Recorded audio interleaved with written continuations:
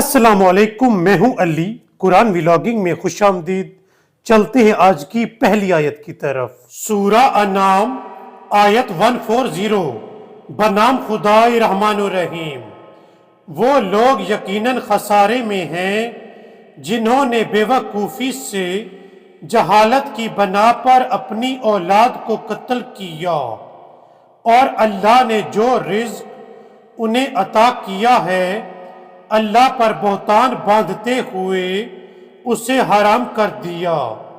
بے شک یہ لوگ گمراہ ہو گئے اور ہدایت پانے والے نہ تھے۔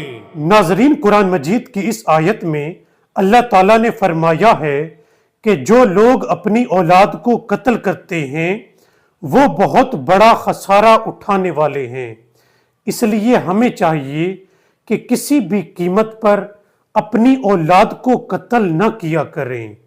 اب چلتے ہیں قرآن مجید کی اگلی آیت کی طرف۔ اور وہ وہی ہے جس نے مختلف باغات پیدا کیے، کچھ چھتریوں چڑھے ہوئے اور کچھ بغیر چڑھے، نیز کھجور اور کھیتوں کی مختلف ماکولات اور زیتون اور انار جو باہم مشابہ بھی ہیں اور غیر مشابہ بھی پیدا کیے۔ تیار ہونے پر ان پھلوں کو کھاؤ، البتہ ان کی فصل کاٹنے کے دن اس اللہ کا حق غریبوں کو ادا کرو اور فضول خرچی نہ کرو۔ باتحقیق اللہ فضول خرچی کرنے والوں کو دوست نہیں رکھتا۔ ناظرین، قرآن مجید کی اس آیت میں اللہ تعالیٰ نے حکم دیا ہے کہ اے لوگو، جب تم فصل کاٹو تو اس دن اپنی فصل کا کچھ حصہ غریبوں کو ضرور دیا کرو۔ ناظرین، اس زمانے میں آمدنی کا مین ذریعہ کھیتی باڑی تھی، کیونکہ آج کل زیادہ تر لوگوں کی آمدن منتھلی سیلری کے حساب سے ہوتی ہے۔ اس لیے ہمیں چاہیے کہ جب بھی منتھلی سیلری آئے تو اس میں سے کچھ حصہ غریبوں میں تقسیم ضرور کیا کریں۔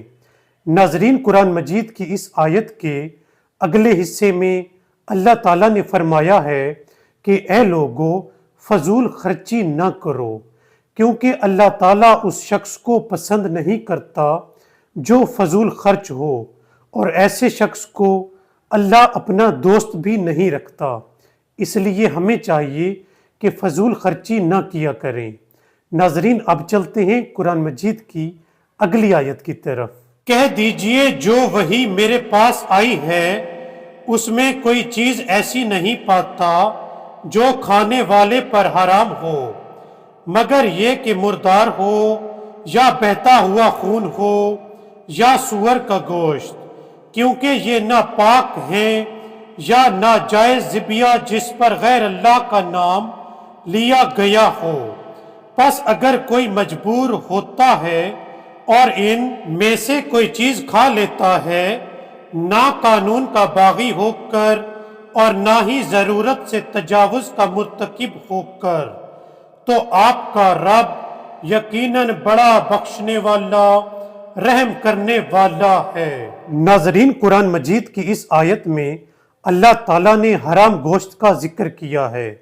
اللہ فرماتا ہے کہ اے لوگو، تمہارے لیے مردار، خون اور سور کا گوشت حرام کر دیا گیا ہے، اور ایسے جانور کا گوشت جس پر اللہ کا نام نہ لیا گیا ہو، تو ایسا جانور بھی حرام ہے۔ تب اللہ نے فرمایا ہے کہ اگر کوئی شخص کسی بڑی مجبوری کی وجہ سے ایسا گوشت کھا لے تو وہ اللہ کو بڑا بخشنے والا اور رحم کرنے والا پائے گا۔ ناظرین، اب چلتے ہیں قرآن مجید کی اگلی آیت کی طرف۔ اور مویشیوں میں کچھ بوجھ اٹھانے والے پیدا کیے اور کچھ بچھانے کے وسائل فراہم کرنے والے۔ اللہ نے تمہیں جو رزق دیا ہے اس میں سے کھاؤ، اور شیطان کے نقش قدم پر نہ چلو، بے شک وہ تمہارا کھلا دشمن ہے۔ ناظرین، قرآن مجید کی اس آیت میں اللہ تعالیٰ نے ایک مثال کے ذریعے اپنی پہچان کروائی ہے۔